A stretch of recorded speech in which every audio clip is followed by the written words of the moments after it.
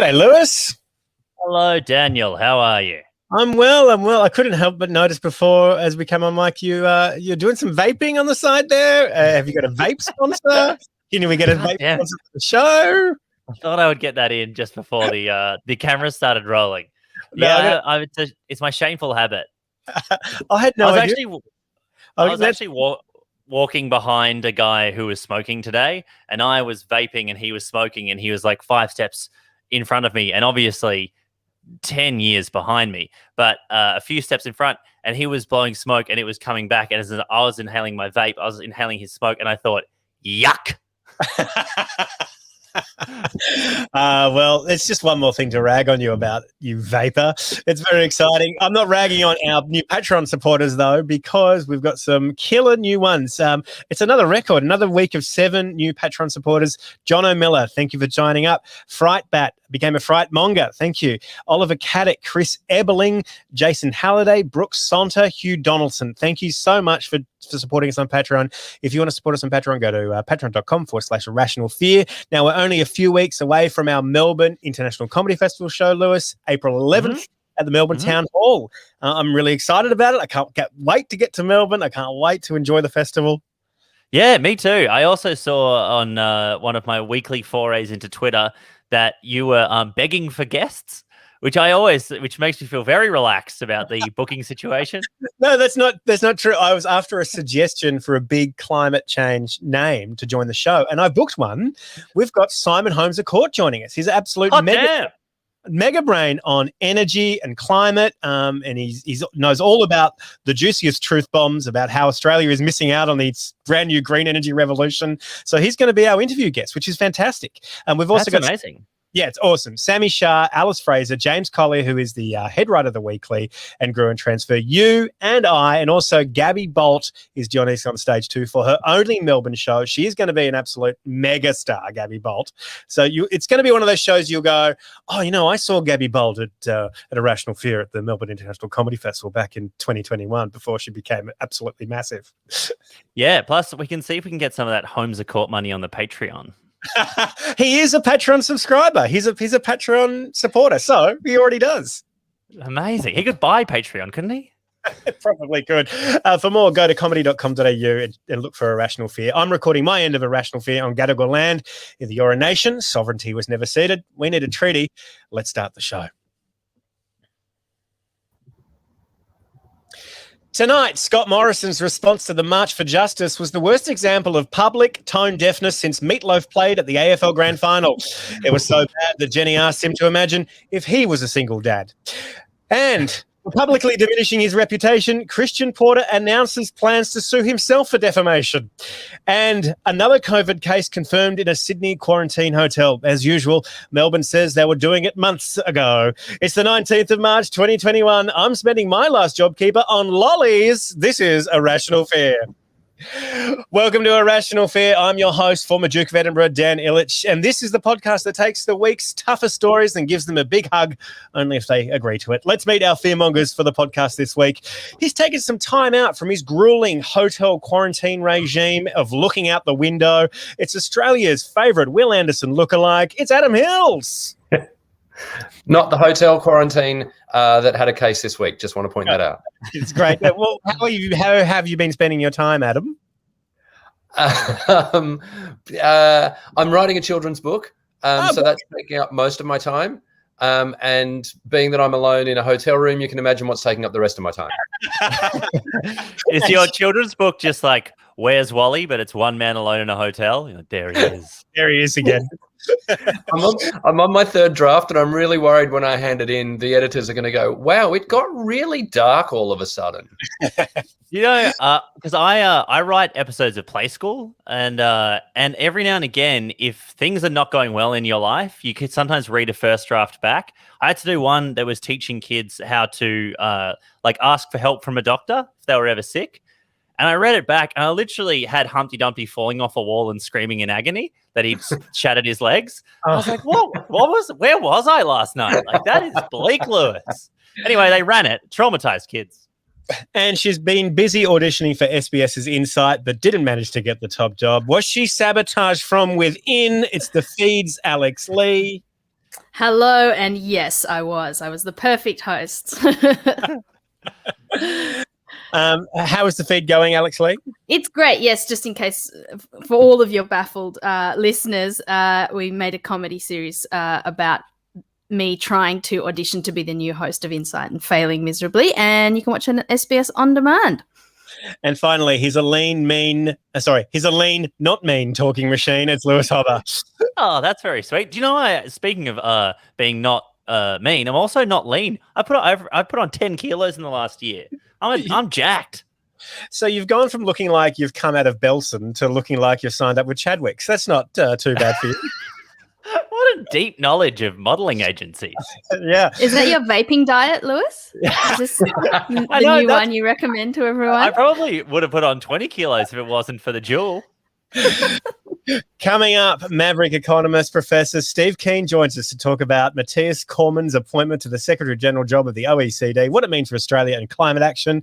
Will we see him use less planes in favour of a chopper?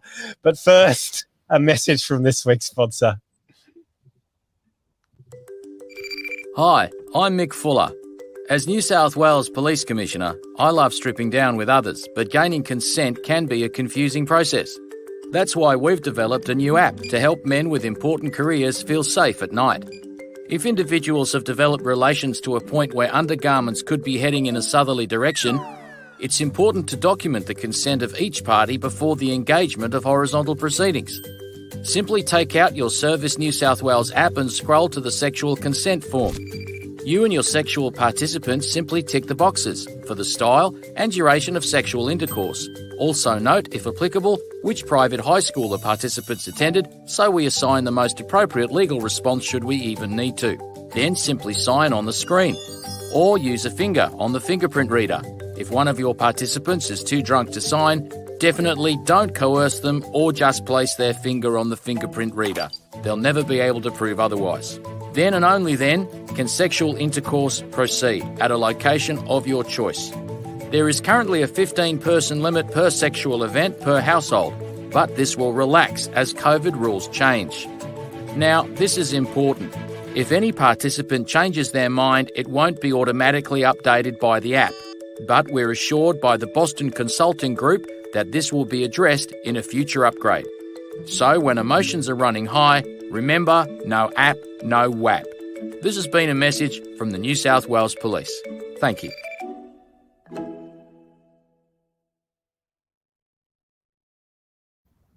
Yes, no app, no app. That line, courtesy of The Guardian's name. And so I saw it on Twitter and I had to steal it with consent, of course. That was his tweet. I'll share it in the show notes.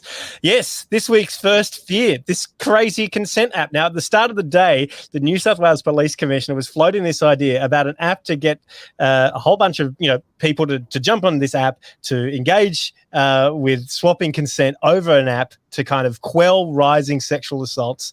So it's just something that normal, adults would use to swap consent before doing the deed. But by lunchtime, he was resoundingly made fun of on social media, and the New South Wales Police Commissioner Mick Fuller had to retract the idea, saying this on radio.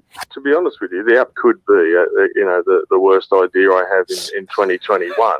But the reality is, in 5 years, perhaps it won't be. And if you think about dating 10 years ago, this concept of single people swiping left and right was a term that we didn't even know. Mick Fuller might have a point here. I had no idea of consent until he actually floated this whole idea of an app. Fearmongers, is this a good idea, Alex? I think that was the one correct thing he said, that it was absolutely the most insane idea he could have thought of. Like, it's the kind of idea that you might whisper to your wife as you go to sleep and she goes, okay, that's enough, bedtime. Or like, something you put on the subreddit of shower ideas. But to be the New South Wales Police Commissioner and to put it out there in the public, it's so crazy. And it was just, after what has been a really awful few weeks, for women in Australia, just to display that level of ignorance about how consent works, how sex works, what the actual issue is. Like, it really bordered on not being funny, despite the many ways that it is hilarious that he said that out loud to people. I just like the constant backpedaling he did over the lunchtime hours on radio. I really enjoyed that. Adam, what do you think? I mean, okay, apart from the base, there's two ways to approach this: the realistic way and the funny way. And the realistic way is, I think, if someone can force you to have sex, then they can force you to consent on an app. If someone's able to force you to do one thing, they can force you to do another thing. So that takes away the idea of the app being effective in the first place. But secondly, he also said this might be the dumbest idea I have in 2021, as if he's leaving it open for something dumber to happen. Do you know what I mean? He's like, I don't want to call it yet, because there's a whole bunch of months left in this year. This could go anywhere. He's going to come back next month and say, okay, that was stupid. It was stupid to suggest an app for sexual consent. It's a robot. Okay, guys, you all get a sex robot and you tell the robot at all times whether you want to have sex or not. Okay, that's it. That's the good idea. Lock it in. Yeah, it does make you want to sit in with a fuller brainstorm session. All right, guys. It's the boys in blue sky thinking. Let's do this thing. What are we going to call this? I'm thinking Handsy Crush. Who's up there? What if your Wi-Fi drops out? What if you've run out of data? What if you run out of battery? Simple stuff. Yeah. What about grandparents? Grandparents Yes. love to bone and they don't know how to use smartphones. Absolutely. That's true. Now, I've done some research on iOS. There's nothing like it, but Google Play Store is a bit more of a Wild West. No, Dan, that's because this app genuinely was invented in 2018, and the reason you can't find it is because Apple removed it and Google and Android removed it because it breached all of their terms and conditions. Well, I found a few on Google Store. Let me show you a couple. We can have a look at some of those reviews. See if you can see this. Now, can you see this? Mm-hmm. Yes to Sex is an app. And it says, check out these reviews. Utter rubbish. I couldn't get past the first page, nor even select my gender. And just a whole bunch of terrible reviews, 1-star reviews everywhere. Absolutely. These things exist here. It is unfriendly web. Keep asking for locations. Thumbs down. You're like, the bedroom. I'm in the bedroom. Yeah. I know. Yeah, what did the 5-star person say? No, 5-star person. Yes, just sex. Yes, 5 stars. That's a review of sex. That's a 5-star review of doing it. Very looking forward to now I have downloaded this app to be getting some sex. Yeah. Avery Fields writes with 5 stars, sex with younger female friend. Excited. And maybe it's like a way for bots. There's so many sex bots out there. Maybe Yes to Sex is like a dating site for bots. Yeah. Totally. It is select which images in this square have. You know what I'm talking about. No, it's very strange. There's even one called Only Yes is Yes, and this one actually uses smart contracts. It uses Ethereum blockchain, so anyone with an Ethereum account or Ethereum will be able to verify how horny all the other people are all around the world at once. Unfortunately, anyone with an Ethereum account has never had sex and never will, so it's self-defeating. This week's second fear. One of the things people in the UK are known for is their stiff upper lip, their grin and bear it attitude, but that is drastically changing. British MPs have voted in favour of a bill that increases police powers for cracking down on protests that are annoying. It's a 307-page bill, which must have been very annoying to read. Other things it says is it's going to do incredible fines for damaging statues, for 3 months to 10 years in jail, for instance. Police will have the power to tell one person protests to stop shouting and could impose noise limits and have start and finish times for protests as well. It's basically ushering in a whole new era of authoritarianism. When I think of annoying loudmouth leaders, they don't come any more annoying than Boris Johnson, which is ironic. Adam, you live in the UK. How are you taking this? This is something I've been following for a while. So when COVID hit, the government brought in a whole bunch of rules, including, how many people could gather publicly. There can't be any more than 30 people, all that kind of stuff. And I remember at the time, I think Labor the opposition, Jeremy Corbyn was in opposition and said, yeah, okay, let's have a time limit on this. Let's just not have a law that could go forever that stops people protesting. And then 12 months down the track, it's kind of come to fruition. But the idea that, and it's not just if it's annoying, if you inconvenience anyone, if you put someone, if you affect someone's ability to go about their business, that's the whole point of a protest. If you're not being annoying in a protest, you're throwing a fete. And some of those Extinction Rebellion protests from 2019 felt really festive. It felt like they were like, it was parades, it was carnival with a existential attitude, really. Well, remember, sorry. No. I think this is part of a bigger thing that this happens. This is a thing that happens in times of a pandemic, in times of a crisis. Government introduced laws, and a lot of those laws aren't lifted at the end of it. And I think we've talked about this on the last leg in London. We've got our slogan was make sure they don't keep the shady shit. Have you seen a lot of examples of where sunrise laws where sunset clauses haven't been put in place for laws like this? I mean, there's just little sneaky things, like even the fact that, Melbourne had a 5-day lockdown, 3-4 weeks ago. They've come out of lockdown, but they're still not allowing international arrivals, which is why, I know this because I tried to get into Melbourne and I've got a quarantine in Sydney because there are no international flights coming into Melbourne at the moment. And it's just a little sneaky. It's not an infringement on people's human rights, but it's just a little sneaky. There's a similar thing going on in China that I read today where the Chinese government have said they will only accept foreign arrivals if they've been vaccinated with the Chinese vaccine. Oh, right. Wow. Well, that's pretty good. I mean, you can get that pretty easily. They just knocked off the Pfizer vaccine. So it's cheaper. It's easier to get. You just get on really hard. I remember when the Extinction Rebellion protests were happening in the UK, though. There's one thing, I think we actually talked about it on the show. The chief of the Met came out and complained about a tactic that Extinction Rebellion protesters were using when they were getting picked up by the cops. And he made a request that they stop doing it. And it was that they were going floppy. Anytime the cops went to grab them, they were going floppy. And so there was the chief of the Met, and his name was Sir Stephen something. And essentially there was a press release saying, Sir Stephen has asked you to stop being floppy. And it was one of the all-time great press releases in UK history. That's a great tactic. My son does that. He just sort of like all his limbs turn to liquid if you try and put him in his high chair. I'm going to ban it. I'm going to tell him it's against the law now. But in a court of law, is going floppy annoying? That's the next step. He's in jail. I think that there is a box for that on the consent app if it doesn't work out. Adam, this is pretty interesting. Like, from your perspective, how is all this playing with the current protests at the moment for this poor woman who was abducted by a police officer? Like, what's the sentiment like in the UK about these laws being passed? Well, I mean, a lot of this has happened since I've been back in Australia. But I mean, there's a word that's thrown around a lot, and it's one of those ones that's almost become a marketing advertising term. But I think it still stands. It's optics.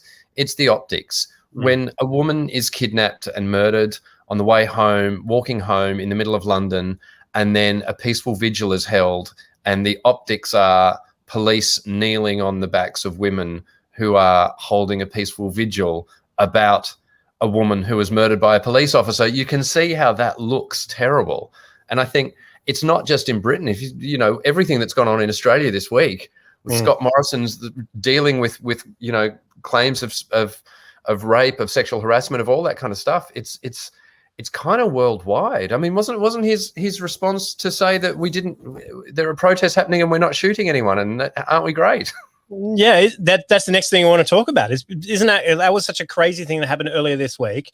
As Monday, as thousands of people, and myself included, marched across cities around Australia, all about gendered violence and inequality. Scott Morrison decided to use very loose words in question time, noting that the protesters were lucky they lived in Australia because protests in other countries nearby were met with bullets. Talk about kind of lowest common denominator.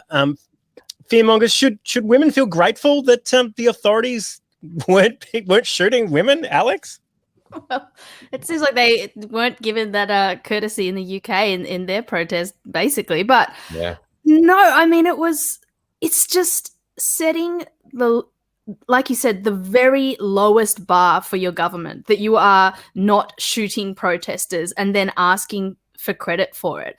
And the reason it is that is because he's not doing anything else. Like he offered to go and for the women to come into his office and meet with him, the organizers of the march, and they said, no, like the very least you can do is come out and see all the women on the street and see what we're asking for. And he wouldn't even do that. And so, all he can give him, the only thing he could think of to give his government credit for in the way they've handled this is that they're not shooting people. And, that government can mobilize very quickly. Like I this isn't funny at all, but I read how after the sexual assault of Brittany Higgins, the government very quickly moved forward the date of the cleaning of the office that it took place in. So there's evidence of that it was due for a clean on Monday. They moved it to a Sunday. Like, they can act very quickly if they need to, and if this is the only thing they can do to address this issue that hundreds of thousands of women are asking for, it's more than depressing. And Adam, when you said optics before, it kind of remind me of that moment, Alex. You just mentioned how he invited the protest organisers into Parliament House. It's almost like he hasn't read any news about the kind of safe space that Parliament House has been for women over the last.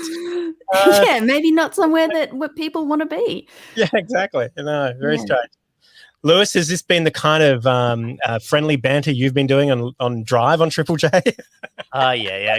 Just light and bright.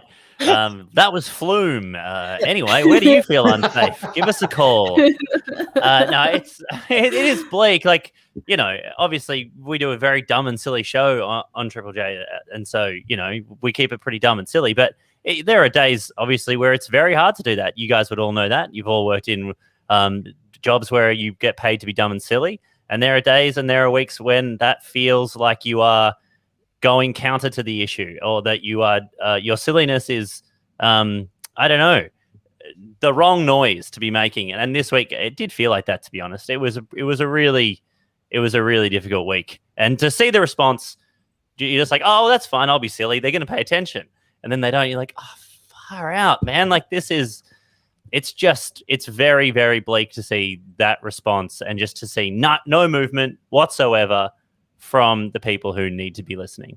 Yeah, I do think it's so hard. I did get a bit of perverse pleasure in reading the tweets from men who went to the march, but just wanted to make sure that everyone knew that they were at the march. Yeah, there was a lot of sorry, go. Yeah, exactly. There was a lot of just here at the march, just in case anyone wanted to know I'm a man at the march. And there are a lot of women coming up to me saying thank you for being at the march because I'm a man and I'm at the march. So just keep that in mind, everyone.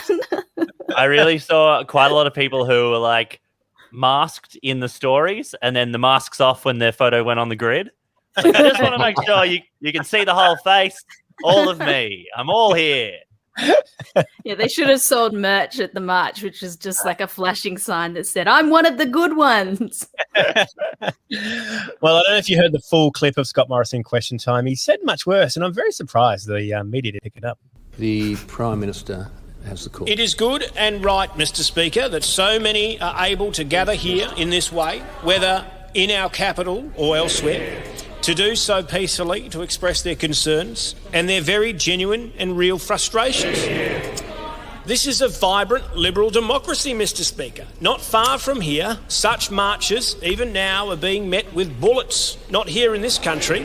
Members on both sides. Now, these women, or people, if we can call them that, and I've asked my team, and we can, are lucky they went crushed by tanks, Mr. Speaker. We have tanks, we can do that. All those fine fillies marching today, and I'm pretty sure I can say that, should count themselves fortunate we don't send them to offshore detention, Mr. Speaker. We've got plenty of women there. Sure, it's against international law, but it's fun.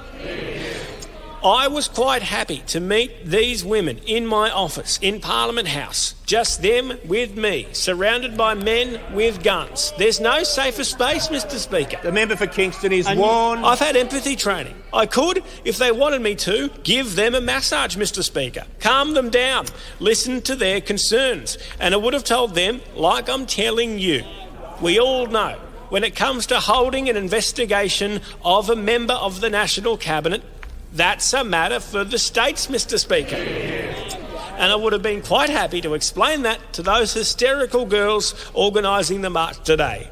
And I'm definitely sure that's fine to say. I've got hysterical girls of my own, Mr. Speaker.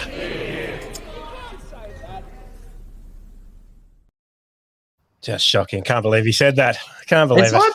It's hard to believe that his original statement came from someone who came from marketing.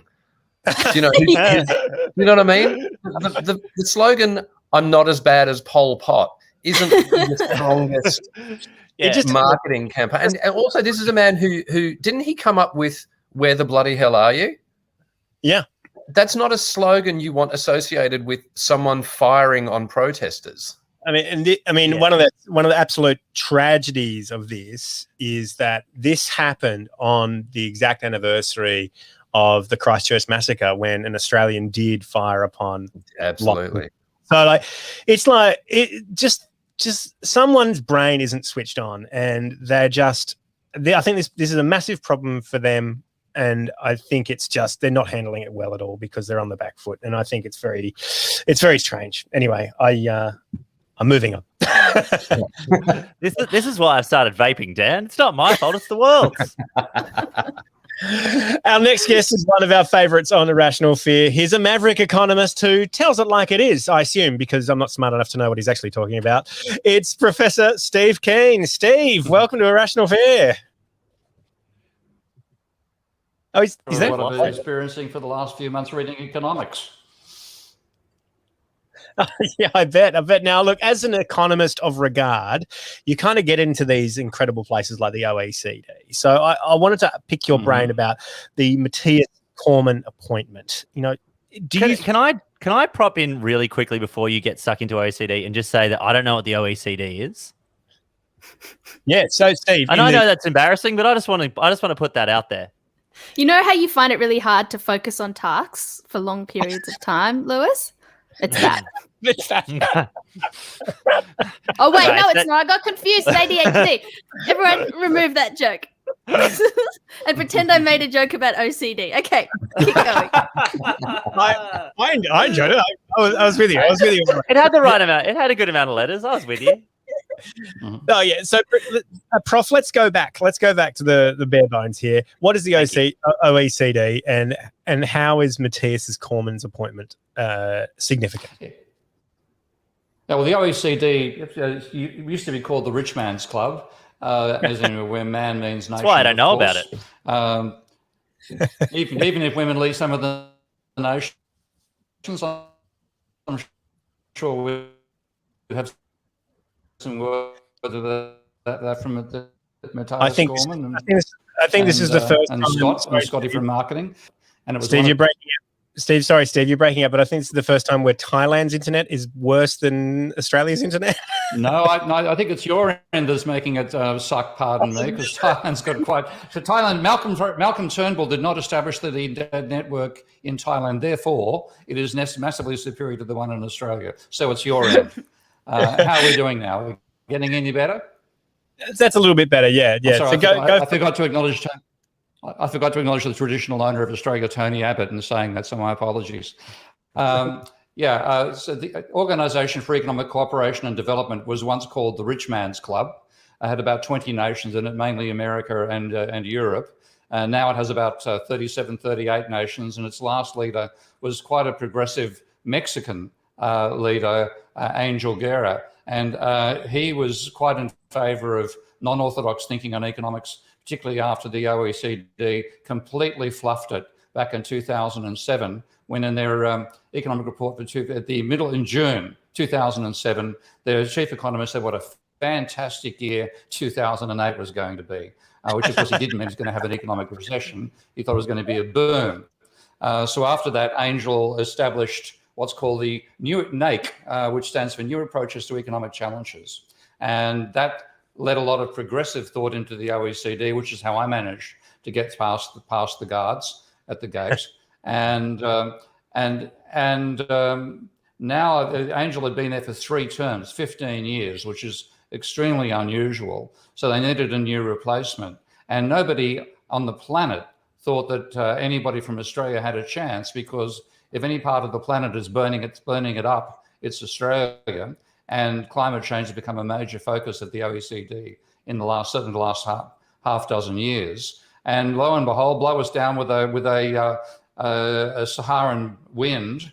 Matthias Cormann wins the ballot, which was quite remarkable, a tribute to Australia's capacity to play the numbers game. And now a man who's into playing numbers is leading us to something which is deadly serious, which is the amount of carbon dioxide and other pollutants we're putting into the biosphere. And putting it mildly, many environmental organizations were concerned that the OECD's lead on climate change was going to go massively into reverse under Cormann. And now we're going to find out one way or the other. Now, what's your instinct on this? Do you think Cormann is going to be a good faith actor in this and push the OECD on climate action and therefore push Australia to be more progressive on climate action? Or do you think his words are meaningless and he's just going to play the same game that he's always played? Categorically, I'd say yes to that question. Sorry. Yeah, I think he's going to stuff the place up. If you read his statement about it, he talked about how we needed to guarantee economic growth with safeguards for human rights and environmental concerns. And so everything, the environment's in the background. Forget about that. Let's get the growth going first, and the environment can take care of itself, which it will do. It'll take care of us as well. I think he will push us quite badly backwards, and the OECD will go from leading on the issue to being reactive. I'm putting me down as a skeptic of him, not climate change.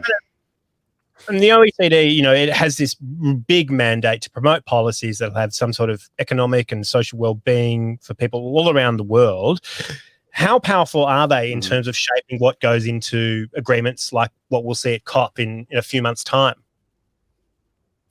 Well, that's the only organisation which has the status of a nation when it goes to the meetings like COPE and so on. So there'll be 40 countries plus the OECD. So it has nation. It actually has the status of it gets a seat on the board, which is unusual for an international organisation. Normally they've got to take a back seat and do it in the back room. The OECD is both in the back room and the front. But frankly speaking, of course, it's the major countries that carry the weight of the whole thing. So America dominates, Germany second, and China and Russia bringing up the rear. But it does make a difference. If you have an organisation which was enabling non-orthodox thought, critical thought about climate change and economics to be heard, and suddenly you've got a guy who's reading from a copy of Samuelson, then I think it's a major step backwards.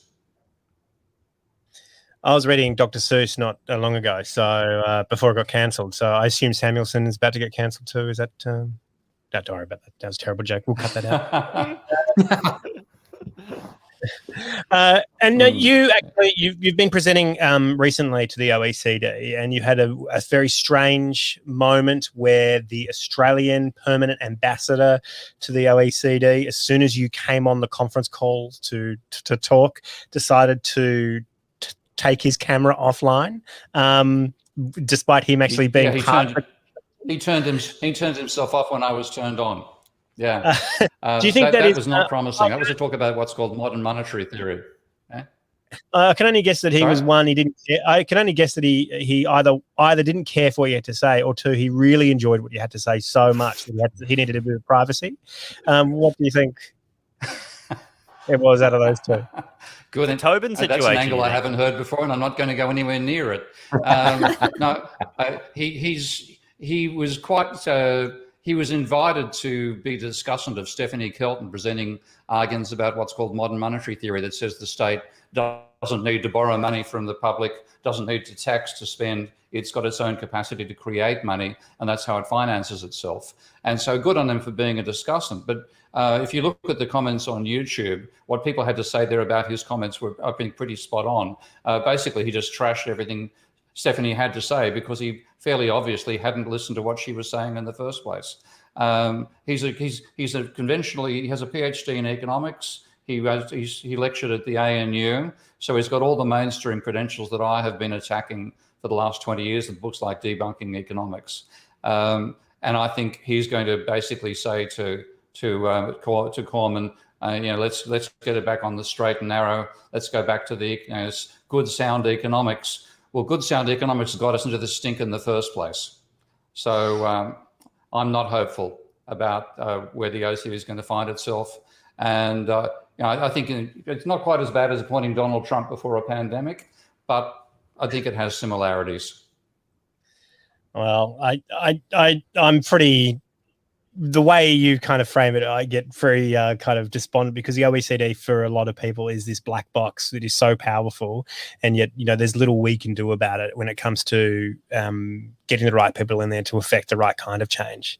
I wonder, like, who are our allies in the OECD in that regard? Like, who are the champions of climate action in that organization that we should be kind of following? Undoubtedly, a group called NAIC, which stands for New Approaches to Economic Challenges. That's the progressive element inside the OECD. And then you've got every country which is a member, and there are 37 countries. Every country has an ambassador, so-called. And the ambassadors, funnily enough, once they're appointed, they act under the auspices of the OECD rather than their own country. So they can't be recalled by their own country. They have to be removed by the OECD itself. And there are about half a dozen to a dozen. I think the Irish rep, for one, is very good. The Mexican rep. There's some people who are supporters of a critical attitude towards what we're doing to the environment. But like most of these organisations, they're very much driven from the top down, and people are very loath to step outside the consensus. So if you get somebody at the top like Cormann, who proves to be somebody who will carry, a lump of coal into the proceedings and talk about economic girly men, then we could see the OECD go quite substantially backwards. I'll wait and see. I've got a feeling the climate might decide to intervene and say, you might not take me seriously, but I do. Yeah, that is the worst situation we could possibly hope for. Do you guys have any questions for Steve before we wrap it up? I guess I was just wondering. Oh, sorry. No, I was just gonna say. I mean, I guess I always think that. Oh well, Matthias Cormann, he was, he's towing the party line, but this is at the point where he's not part of the government anymore. He's acting off his own steam. So, like, what is the justification, do you think, for this kind of like rat fuckery? Like, what's he getting from this? Like, that's what I always want to know with people like that. Like, what's in it for you to destroy the planet? Like, yeah, is it just a cushy job for him, or do you think that there's something else going on? Well, it's certainly a cushy job as part of it. I mean, he is very much an international character. I think he's Belgian by birth. He speaks about 4 or 5 languages. He was in Europe until his early 20s. So he's in that sense, he's an international persona, and that's a strong thing in his favour. Probably a major factor why I think if they put forward anybody else, like who's that bloke who used to be Attorney General? Christian somebody. I don't think he would have gone down all that well, but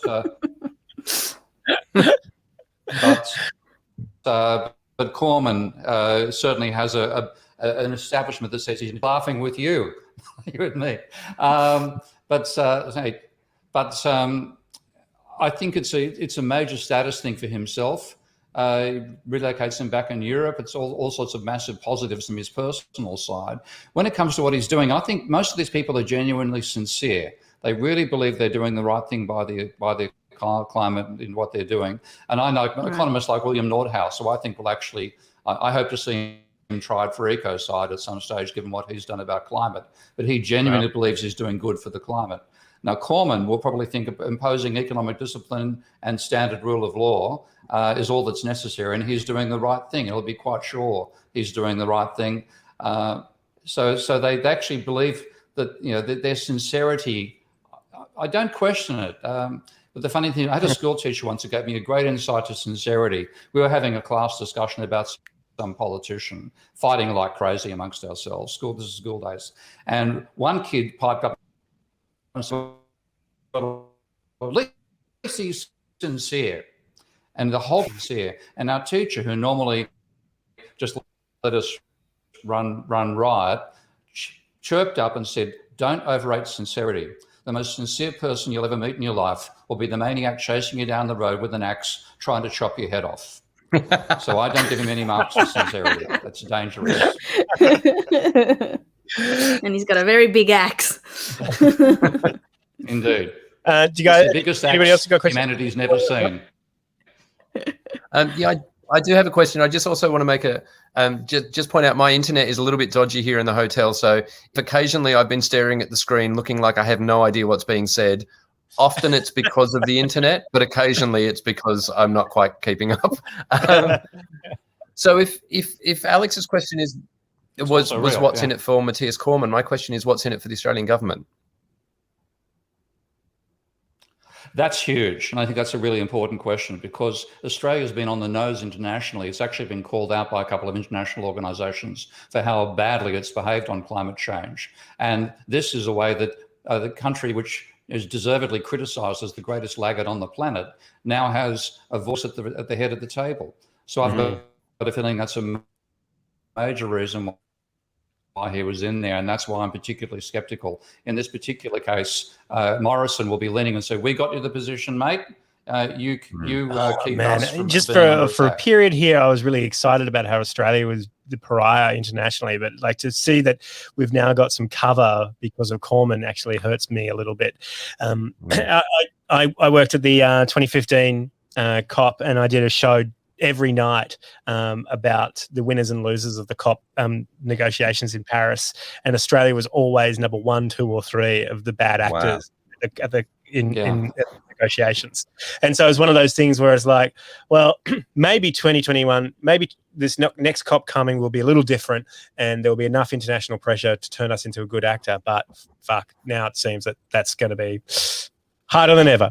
Well, you know what they say about COP, Stan? ACAB. So we should have seen that coming. Wait till you see the app they made. Thank you, Professor Steve Keen. Really great to have you. Big thanks to all of our guests, Adam Hills, Alex Lee, Lewis Hobba. Have we got anything to plug? Adam, you got to plug anything? Yeah, go on. Melbourne International Comedy Festival coming up and some shows in Canberra and Sydney. Alex Lee, you got something to plug?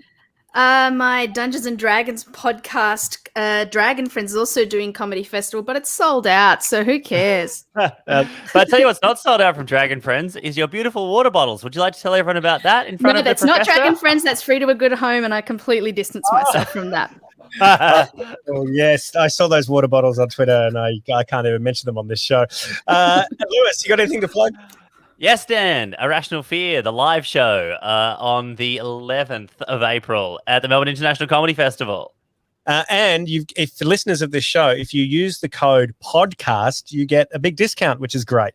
Steve Keen, you want to plug your Patreon? Yeah, www.patreon.com/Prof Steve Keen to hear me gas bag about the idiocies of mainstream economics. I'm giving away free software at the end of the month, by the way, a package called Ravel. So have a look at that and see what you think. Not a consent app. That's some problems.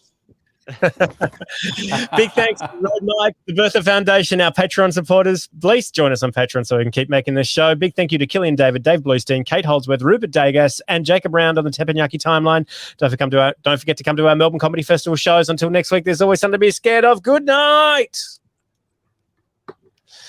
Thanks, everyone. That was lovely. Thanks, Steve. Good fun. Yeah, Thank you. It's good to see you guys too. I've enjoyed your work and lovely to be part of it. See you again soon. Oh, bye-bye. Always like having you on. Oh, that was great. Thanks, everyone. That was really good. Yeah. That was my genuine apologies for staring at the screen. There was a lot of that I just couldn't hear. He was dropping out a lot as well. It was an exciting time. It was like that story at the end. I'm like, oh, this is going to be great. Oh no! How much longer do you have in quarantine, Adam? I have 5 more days after today. Okay, all right.